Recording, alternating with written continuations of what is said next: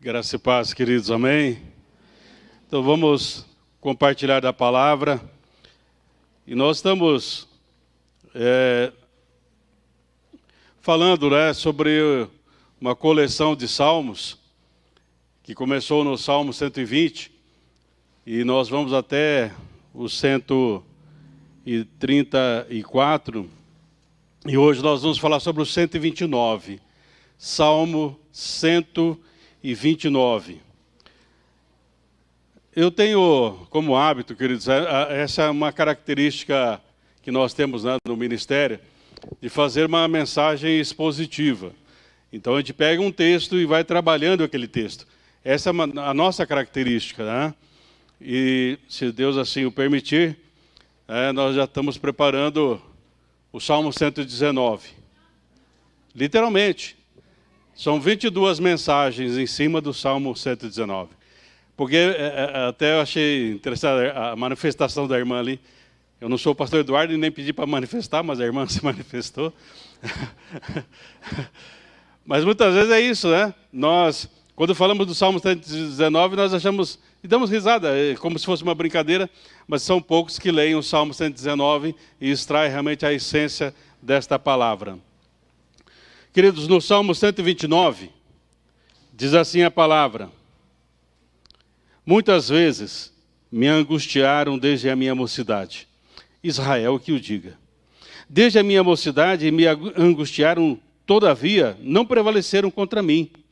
Sobre o meu dorso lavraram os aradores, nele abriram longos sulcos.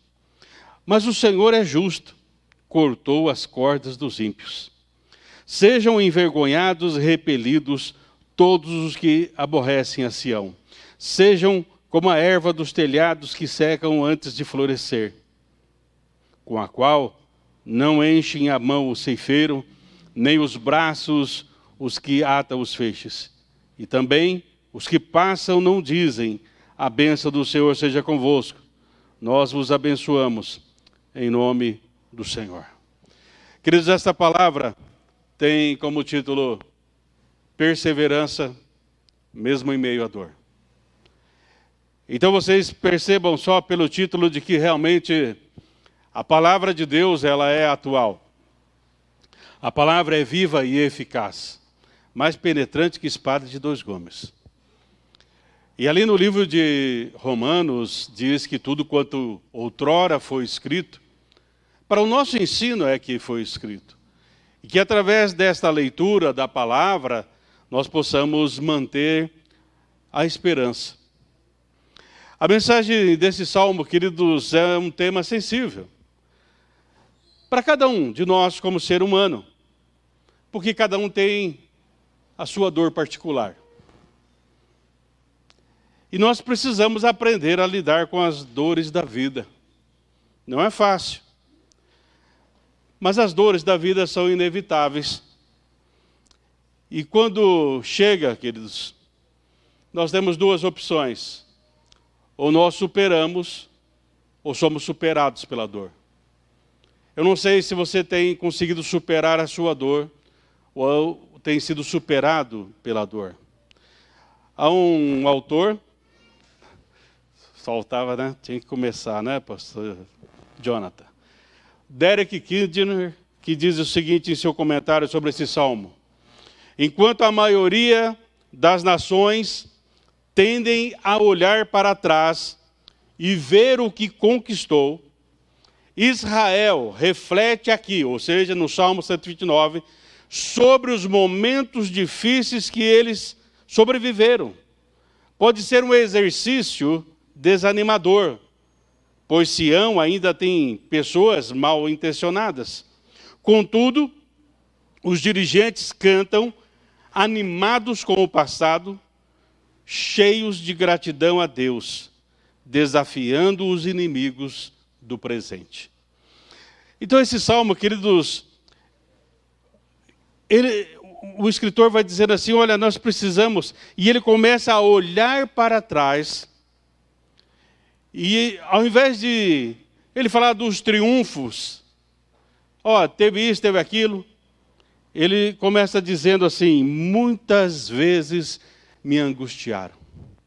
Então ele começa a perceber, e esse muitas vezes, queridos, nós podemos talvez pegar lá do Egito para frente, ou um pouco antes do Egito ainda, com o José, enfim, porque sempre o povo de Deus passou por momentos difíceis, desde a sua formação. A igreja do Senhor passou por tempos difíceis, porque há uma diferença em ser cristão e não ser cristão. Alguns autores, queridos, dizem assim que enquanto o evangelho estava sendo espalhado, os cristãos, eles chegavam em certos lugares e ali eles davam a sua vida em prol do evangelho. Diferente de algumas outras religiões que chegavam num certo lugar e ali então eles diziam, ou você aceita ou você morre. Aceita essa religião ou você vai morrer. O cristianismo é aquela que sempre deu a vida em prol realmente daquilo que acreditava. Então o salmista começa dizendo assim, queridos, que a história do povo de Israel é uma série de tribulações. Como eu disse, talvez começasse no Egito ou até antes, porque lá no Egito foram 430 anos de escravidão. Houve batalhas no deserto depois que eles saíram lá do Egito.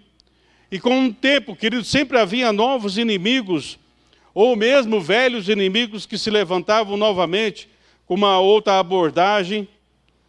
Depois tem exílio na Babilônia, na Assíria. Mas o salmista quer transmitir aqui, queridos, que em nenhum momento e em nenhuma tribulação as circunstâncias ou as dores tiveram a última palavra. Porque a última palavra sempre é do Senhor. Há um texto, queridos, que eu gosto muito quando ele tem como título A Vida Depois da Vírgula. Porque a nossa vida é com vírgula, vai continuar um pouco mais. Mesmo diante das dores tem uma vírgula, vai ter um pouco mais. Um dia terá o ponto final, mas ainda não é o ponto final. Paulo, falando sobre esses momentos, queridos, por isso que eu digo, você está se deixando superar pela dor, ou com a graça de Deus está tentando superar esta dor. Paulo diz ali em Romanos, no capítulo 8, que ele fala assim, porque eu estou bem certo de que nem morte, nem vida, nem os anjos, nem os principados, nem as coisas do presente, nem do porvir, nem os poderes, nem a altura, nem a profundidade, nem qualquer outra criatura poderá nos separar do amor de Deus que está em Cristo Jesus, nosso Senhor. Queridos, nenhuma circunstância, por mais difícil que seja, ela é maior do que o amor de Deus. Ela é maior do que a graça de Deus. Então, por isso, nós precisamos aprender, queridos, a perseverar, mesmo em meio às dores. Aqui o peregrino, queridos, ele vai recordar, falando da angústia desde a mocidade dele. E aí então ele diz assim, né, no primeiro versículo ainda, Israel que o diga. Queridos, esse está dentro daquele mesmo salmo, quando o salmista diz assim, olha, se não fosse o Senhor que esteve ao nosso lado, as águas teriam nos engolido, nós teríamos sido devorados pelo inimigo. Então Israel que o diga. Queridos, no dia da adversidade eu preciso trazer não só a memória, aquilo que me dá esperança, como Jeremias diz, quero trazer à memória aquilo que me dá esperança, mas eu tenho que trazer uma fé consistente para que esta esperança se torne uma realidade. Porque eu posso lembrar de que realmente eu posso ter esperança em Deus, mas a fé traz a concretude dessa esperança para a minha vida. E eu então consigo perseverar, eu consigo insistir, eu consigo ir em frente. Martin Luther King, num dos seus sermões, ele diz assim, que como todo mundo, ele era vítima de sonhos desfeitos e esperanças dilaceradas. Sabe, queridos, na nossa vida, talvez você poderia lembrar de algum sonho desfeito, alguma coisa que você sonhou e não concretizou, ou algum tipo de esperança, não a esperança bíblica real em Cristo, mas um tipo de esperança que muitas vezes nós construímos dentro da nossa conjectura humana, e aí então as coisas não se concretizaram. Mas Martin Luther King, nesse texto dele, ele diz: ainda tem um sonho. Talvez essa parte você lembre. Sabe, queridos, é isso. Nós precisamos, né? Essa é uma frase desse sermão dele: insistir, persistir, não desistir. Sabendo em quem nós temos crido e sabendo que Ele é poderoso. Que Israel possa dizer, que a igreja possa dizer: olha, muitas vezes nos angustiaram, muitas vezes o inimigo tenta levantar-se contra a igreja. Israel que o diga, mas o Senhor é do nosso lado. Deus é do nosso lado. O Senhor é por nós. A palavra aqui, queridos, angustiar. No hebraico, a palavra tem uma ideia assim de você passar por um caminho estreito. Muitas vezes, queridos, parece que as coisas vão estreitando de uma tal maneira.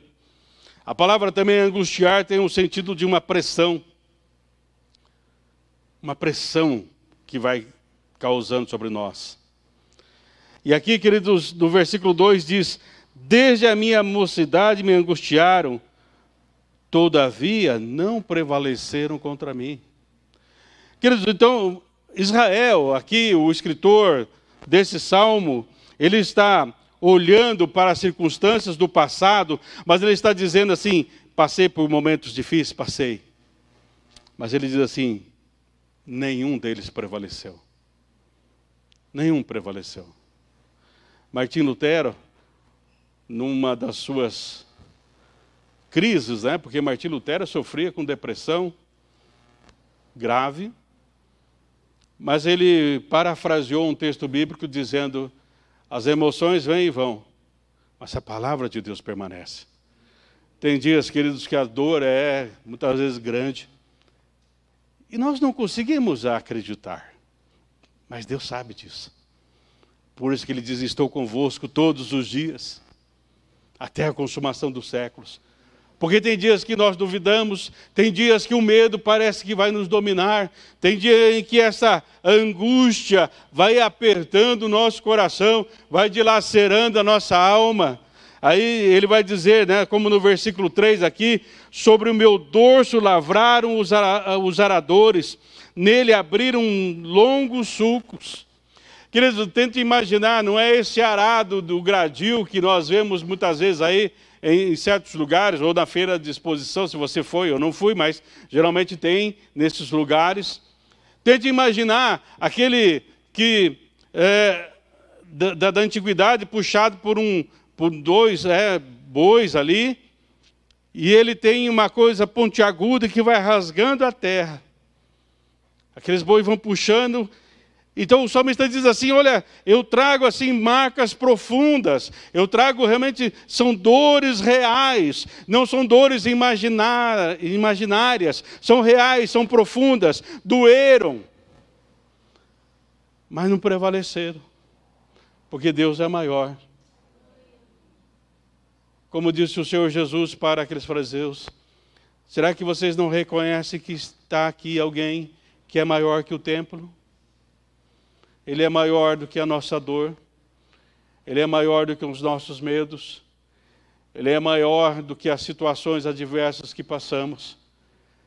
E como diz João em suas cartas, o vencedor vive em nós.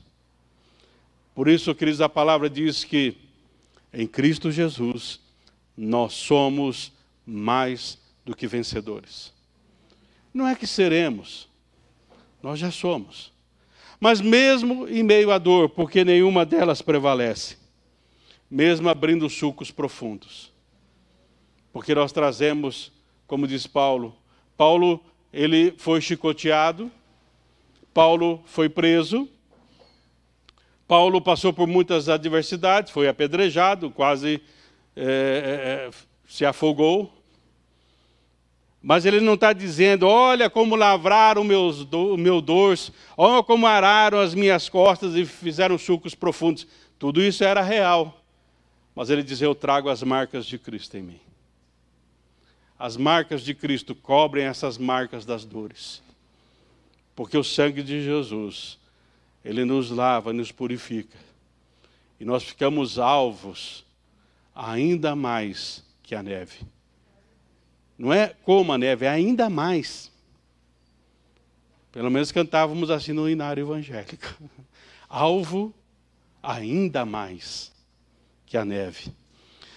Queridos, aqui nós vemos no versículo 3 que muitas vezes há uma intensificação da maldade. Podemos muitas vezes perceber isso. Parece que chega momentos, queridos, que aquilo intensifica. Muitas vezes há uma intensificação da dor, há uma intensificação das circunstâncias adversas. Mas tem um autor, queridos, Paulo Berdini, ele diz assim: podemos sofrer dores, sem contudo sermos derrotados. Podemos sofrer dores, mas não sermos derrotados. Sabe, queridos, há um ditado que eu acho interessante, que diz que as dores nós sempre teremos em um momento ou outro da vida. Contudo, não podemos permitir que tais sentimentos se apropriem de nós, se aninhando em nossa alma. A dor nós vamos ter. Porque, queridos, isso faz parte, infelizmente, lá da desobediência do primeiro casal. E aí chegou até nós. Porque uma das coisas que nós não entendemos, queridos, que a seriedade do pecado, nós muitas vezes não entendemos. Porque o Senhor nos perdoa o pecado, sim, Ele perdoa, Ele nos limpa, Ele nos lava. Mas muitas vezes nós temos ainda a consequência do pecado. Por isso é dado ao homem morrer uma só vez. Morrer é consequência do pecado. Porque Deus nos criou para a eternidade. E hoje nós ainda sofremos a desobediência do primeiro casal. Nós vamos passar pelo vale da sombra da morte. É inevitável, queridos, a não ser que o Senhor venha e nos arrebate. Mas de uma forma ou de outra, todos nós encontraremos esse destino. Mas a ideia, queridos, é: quem crê em mim, ainda que esteja morto, viverá. É com esses olhos, queridos, que nós precisamos aprender a olhar a vida. É com esses olhos que nós precisamos aprender realmente a entender a vida, não nas perspectivas, porque muitas vezes, queridos, nós escolhemos, né? Eu comentava com a Claudete quando estava vindo para a igreja, muitas vezes nós nos paramos, nós nos detemos numa só teoria e achamos que a vida é dentro daquela teoria. Não, nós temos que ficar com a Bíblia, com a palavra de Deus, porque vai passar céus e terra, mas a palavra não vai passar. No versículo 4 diz assim: mas o Senhor é justo, cortou as cordas dos ímpios. Queridos, não importa qual seja a corda. Se você estiver na presença do Senhor. Nós temos um exemplo, queridos, que é Sansão. Sansão, enquanto ele andou na presença do Senhor, tentaram amarrar ele várias vezes. Mas através do Espírito Santo de Deus, na vida dele, ele conseguiu romper aquelas cordas. Se você tem a presença do Espírito Santo, queridos, realmente o Senhor vai cortar as cordas dos ímpios. Porque, queridos, nós vivemos num mundo mau, mas nós temos um Deus bom. E para viver neste mundo mau, queridos, é só estando ao lado do Deus bom, do Deus justo, do Deus que faz todas as coisas de maneira perfeita. E nenhum dos seus planos podem realmente ser frustrados. Queridos, esse versículo 4 nos diz mais ou menos aquilo que Paulo escreveu em 1 Coríntios capítulo 10, verso 13, dizendo assim: Deus é fiel, Ele não permitirá que sejamos tentados acima ou além do que podemos. Porque, queridos, sempre haverá um livramento, sempre haverá uma válvula de escape. O Senhor justo, na hora certa, no momento certo, Ele corta essas cordas dos ímpios, os laços dos passarinheiros se rompem. Mas nós precisamos compreender certas coisas. Primeiro é aquilo que eu comentei, podemos ser sofredores, mas não sermos derrotados. Deus estabelece um limite, e em Cristo Jesus nós somos mais do que vencedores. Tenha isso em mente, queridos, quando você passar pelo vale da sombra da morte. E mesmo, queridos, Deus não respondendo da maneira que nós gostaríamos que respondesse, no final nós vamos ver de uma maneira muito melhor, de que realmente Deus, Ele é correto em todos os seus caminhos. Sabe, queridos, podemos dizer aqui que os primeiros 4 versículos desse texto vai nos dizer que nós temos que perseverar. Perseverança, queridos, é estabilidade, é constância. Não se desvia, mantenha a fé, mesmo diante das lutas. Isso é perseverança, é manter a fé, mesmo diante das lutas. E aí, então, queridos, dos versículos 5 a 8, nós vamos ver a oração do salmista. Mas numa primeira observada desse texto, queridos, talvez algumas pessoas vão ficar chocadas com a realidade desse texto, quando no versículo 5 diz: sejam envergonhados e repelidos todos os que aborrecem Sião, sejam como a erva dos telhados que seca antes de florescer, com o qual não enche a mão o ceifeiro, nem os braços o que ata os feixes, e também os que passam não dizem. E aí que está, queridos, o último versículo é assim: não vão dizer isso. O que não é para dizer? Que a bênção do Senhor seja convosco. Nós vos abençoamos em o nome do Senhor. Como que podemos fazer uma oração de não abençoar? Aqui, queridos, nós temos que entender, então, dentro do contexto aqui, que o Senhor está falando dos inimigos, o salmista está falando dos inimigos de Deus. Não é o meu inimigo, não é o seu inimigo. São inimigos de Deus. Então, queridos, nós precisamos entender que esses versículos aqui não são contra pessoas, porque a Bíblia diz para nós orarmos até por aqueles que nos perseguem. Orar, abençoar e não maldizer. Mas aqui, queridos, o salmista tem uma consciência de que realmente há uma batalha, de que o inimigo está cirandando e está querendo realmente bagunçar a obra de Deus. Então o salmista diz: eu não posso abençoar aquele que quer amaldiçoar. Como Balaão percebeu que ele não podia amaldiçoar quem estava sendo abençoado, nós não podemos pedir a bênção de Deus para certas coisas. É complicado isso, queridos. Mas, por exemplo, eu não posso pedir a bênção de Deus para alguém chegar assim: pastor, eu queria que o senhor orasse e pedisse a bênção de Deus, estamos aí para abrir uma clínica de aborto. Não podemos abençoar um negócio desse. Nós estamos tentando montar o crime organizado aqui na cidade de Maringá. Também desorganizado, nós queremos organizar. Então, ore para abençoar, para que dê uma organização. Não tem como pedir a bênção de Deus sobre isso, queridos. Eu estou radicalizando, queridos, mas muitas vezes nós estamos pedindo a bênção de Deus sobre coisas que são contrárias aos princípios de Deus.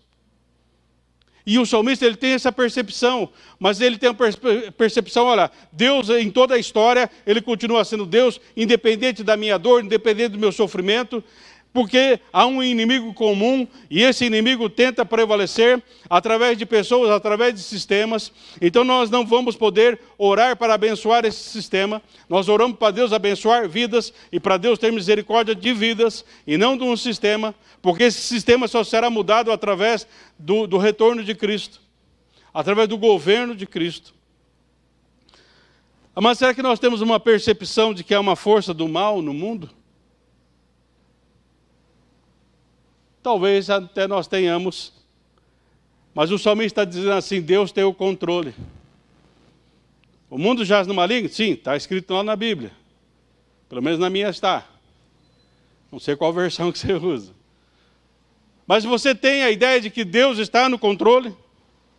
Que o triunfo de Deus é certo? Queridos, a oração aqui do povo de Deus é para que o povo de Deus possa perseverar, mesmo em meio à dor, mesmo diante do inimigo. É aquela oração que Isaías faz ali no capítulo 54, dizendo que nenhuma arma forjada contra vós vai prevalecer. Então, amados, na verdade o salmista, nessa oração, ele está pedindo por discernimento, de compreensão, de clareza realmente das coisas de Deus. Por isso, novamente, em Isaías, no capítulo 5, verso 20, já naquele tempo tinha uma orientação, e nós temos essa orientação aqui da palavra. Isaías diz ali, capítulo 5, verso 20, ai dos que ao mal chamam de bem, e ao bem chamam de mal, dos que dizem que as trevas são luz, e a luz trevas, dos que fazem do amargo doce, e do doce amargo. Amados, coisa ruim é coisa ruim, coisa boa é coisa boa. É sim, sim, não, não. O que for além disso é da procedência do mal.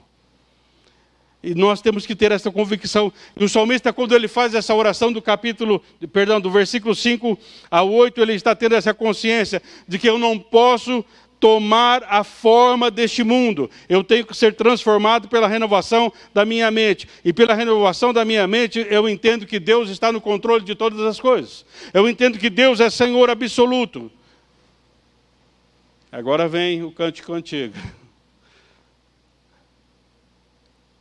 Há um cântico, né, que a gente chamava de corinho, que pega alguns textos bíblicos, e principalmente em Isaías diz, agindo eu, quem impedirá? Eu sou o Senhor, sou Deus de amor. Eu sou contigo, aonde for. Mas será que nós temos essa compreensão de que realmente o Senhor está conosco? O mundo, querido, jaz nesse maligno, mas nós estamos pendendo para as coisas do Espírito. E por isso, Paulo, quando fala ali em Romanos 1,32, ele fala de um grupo de pessoas que desagradam a Deus, mas também, além de desagradar a Deus, eles consentem ou apoiam que outros também o façam da mesma maneira. Ou seja, queridos, hoje há um incentivo ao pecado. E muitas vezes nós nem percebemos. E aquilo que eu disse, queridos, nós não podemos pedir a bênção de Deus para algo que é errado, que não é segundo a vontade de Deus. Um texto, queridos, é o texto de Mateus, no capítulo 10, que o Senhor diz assim, olha, vai em todas as casas, vai pregar o Evangelho, e deseje a paz. Mas se aquela casa não aceitar a paz, volta para você. Queridos, aqui está dizendo, né, para nós não abençoarmos certas coisas que Deus não tem abençoado. Para nós não orarmos por coisas que Deus não tem nos dirigido. Por isso, queridos, que a oração é feita através do Espírito Santo. A oração é algo profundo, queridos. E por isso Paulo diz, nós muitas vezes não sabemos orar como convém. E o Espírito intercede por nós. C.H. Dodd, falando sobre isso, queridos, ele diz o seguinte, a oração é o divino em nós, esse divino em nós é o Espírito Santo, que ora ao divino sobre nós, que é o Pai Celestial. É em nome de Jesus. Será que, queridos, nós temos orado através do divino que está em nós, que é o Espírito Santo? Ou as nossas orações procedem de nós mesmos? Por isso Tiago vai dizer, oram e não recebem, porque oram e pedem mal, pedem de forma egoísta.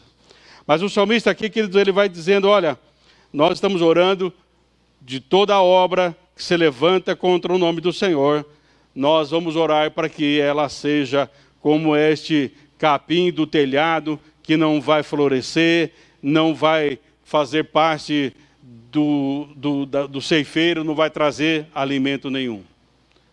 Mas, queridos, eu quero, diferente do Salmo aqui, Dizer que nós podemos perseverar em meio à dor, porque nós temos a bênção do Senhor. Nós temos a bênção do Senhor. A mesma, em Efésios, Paulo diz, a mesma bênção que veio sobre Abraão é a bênção que está sobre nossa vida. Ou seja, amados, Deus vai tratar com os seus inimigos. É isso que o salmista está dizendo, Deus vai tratar com os inimigos dele. Mas a bênção, queridos, é para nós que estamos como peregrinos, caminhando para a Nova Jerusalém. Mas sabe, queridos, precisamos ter um olhar com inteligência. A palavra inteligência aqui, queridos, é saber separar as coisas. Porque muitas vezes que nós temos uma certa inteligência assim, mas não conseguimos separar coisas espirituais das coisas naturais. Nós precisamos, queridos, ter essa inteligência à luz da palavra de Deus, não à luz de algumas teorias que se apresentam nesses dias. E aí então, queridos, nós não vamos encontrar, ao olhar para o passado, motivos para lamentar ou buscar razões para a nossa infelicidade. Mas nós vamos reconhecer, como diz o profeta, até aqui nos ajudou o Senhor. Até aqui.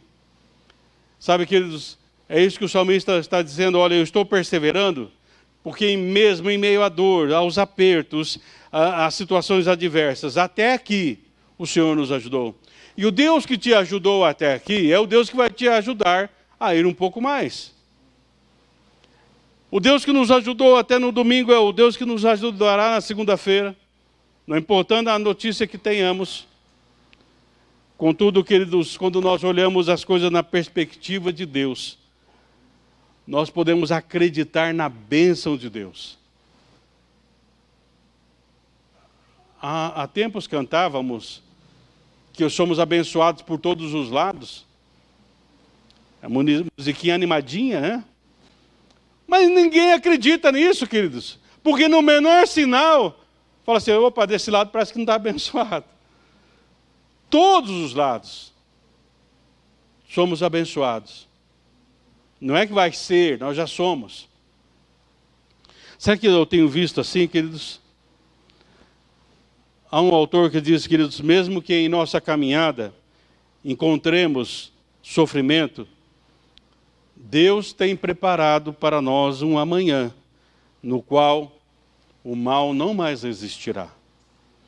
Eu gosto, queridos, daquele texto de Apocalipse, capítulo 21, verso 4, quando o Senhor diz a palavra, Ele enxugará dos olhos toda lágrima, e não haverá mais morte, nem tristeza, nem choro, nem dor, porque já as primeiras coisas são passadas.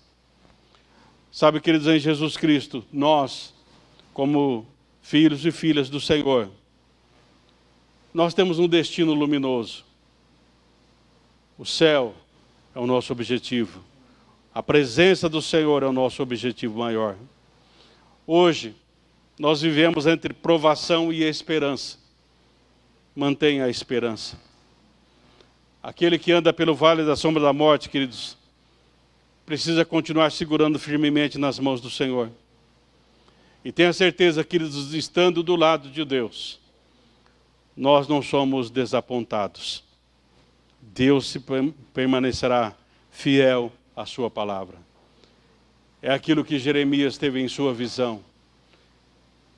E o Senhor disse, eu velo para que minha palavra se cumpra. Eu não durmo, eu estou acordado. Deus se faz presente nos nossos dias. Persevere, mesmo em meio à dor. Feche os teus olhos. Queridos, nessa noite eu quero orar com você. Eu tenho a minha dor aqui no meu joelho. Eu tenho uma bengalinha ali. Mas nós não temos bengala para a alma. Não temos bengala para a dor da alma. Mas nós temos um Deus que nos ajuda. Nessa noite, queridos, eu não sei como está o teu coração. Mas se você está passando por algum momento de dor, como diz um cântico antigo, conta para Jesus onde é a sua dor. Ele tem um remédio certo. Venha até a frente, nós vamos estar orando juntos. Deus conhece meu coração. Deus conhece as marcas que fizeram em minhas costas. Deus sabe as marcas que fizeram em suas costas. Deus sabe as marcas que estão tentando fazer na vida da igreja. Mas elas não vão prevalecer. Porque Deus é maior do que todas as coisas. Se você assim entender e quiser, este é o momento de estar no altar do Senhor e dizer: Senhor, eu sei que o Senhor é maior do que minha dor.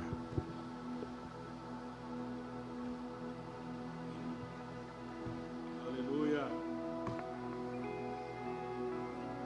Oh, Jesus.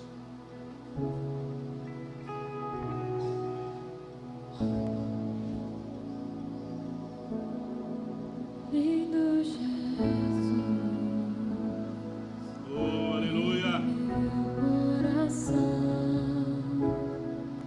como eu amo os teus caminhos. Oh, aleluia.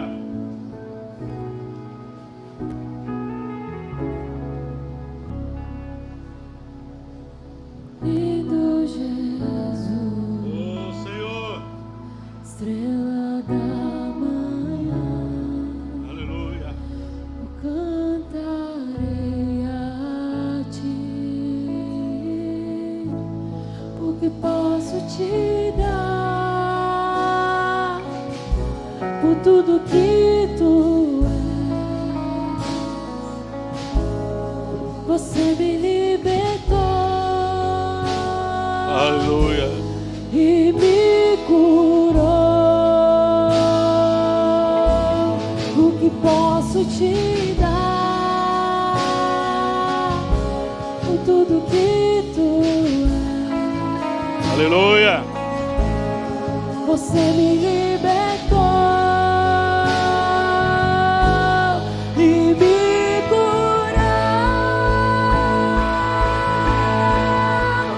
Tu és bom, em todo tempo és bom. Aleluia. Justiça está em ti. Amém. Teu amor é pra sempre.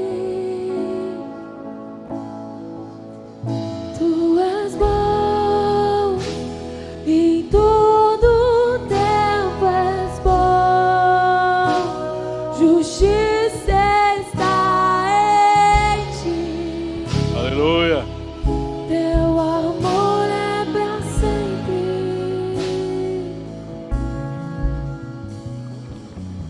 Oh, aleluia, Senhor, nesta noite queremos orar pela vida dos irmãos, orar pela vida da tua igreja, Senhor, pois sabemos, Senhor, que nós passamos por muitas tribulações, há muitas marcas, Senhor, que as dores têm deixado no coração dos teus servos, mas aleluia, Senhor, porque há um bálsamo em Gileade. O Senhor é o bálsamo da igreja, aquele que cura, que restaura, que faz, Senhor, muito mais do que pedimos ou pensamos, conforme o seu poder que opera em nós. Por isso, Jesus, se derrama abundantemente da tua graça em cada coração, porque quando Paulo falou da sua dor, do seu espinho na carne, ele compreendeu que tua graça era suficiente, que a graça bastava. O que nós te pedimos nessa noite, Senhor, que haja uma intensificação da tua graça, um derramar do Senhor em nossos corações, como nunca antes, Senhor, para que possamos perceber que não estamos sozinhos, nós temos um Deus que olha por nós, o Senhor está assentado no trono da graça, mas o Senhor deixou em nós o Espírito Santo, o selo da promessa. Então, Senhor, nós podemos ter a convicção de que em Ti realmente nós somos mais do que vencedores, mesmo diante das dores. Muito obrigado, Senhor, porque o Senhor tem nos ajudado até aqui e vai continuar, Senhor. Nós oramos na certeza de que o Senhor ouviu nossa oração e trará para nós uma válvula de escape, porque todas as coisas estão em tuas mãos e não existem mãos mais fortes, poderosas do que as tuas. Por isso somos gratos por tudo, em nome de Jesus. Amém, amém. Dá um abraço no irmão que está na frente e fala assim: você não está sozinho, tá? Você não está sozinho, Deus é com você. Amém? Você não está sozinho, Deus é com você, o Senhor está com você.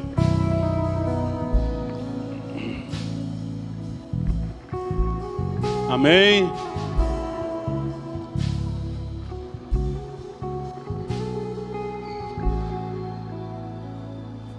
Nós nunca estamos sozinhos, queridos. Há momentos que parece. Por isso eu louvo ao Senhor, porque Deus é maior até do que as minhas emoções e meus sentimentos. Porque tem dias que parece noite. Mas o Senhor, todos os nossos dias estão nas mãos do Senhor. Amém?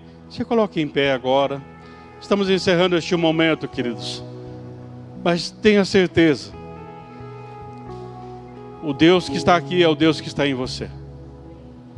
Então Deus vai estar com você.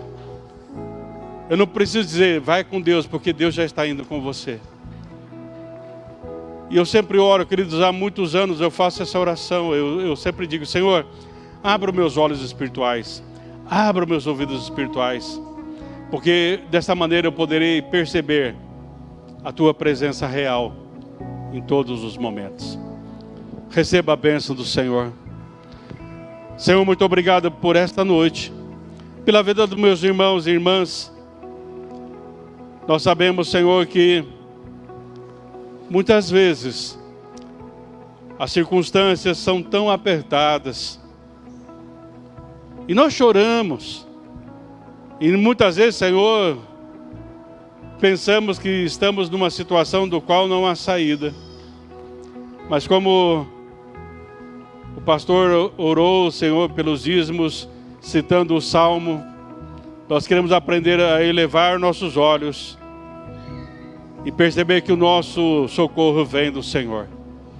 Não vem de homens, não vem de ideias, não vem de nada. Muito obrigado. Rogamos que a bênção do Pai, do Filho e do Espírito Santo continue com todos nós, hoje e sempre. Amém. Amém. Deus abençoe. Dê um abraço ao seu irmão e fala assim: você não está sozinho. Nós somos a igreja do Senhor.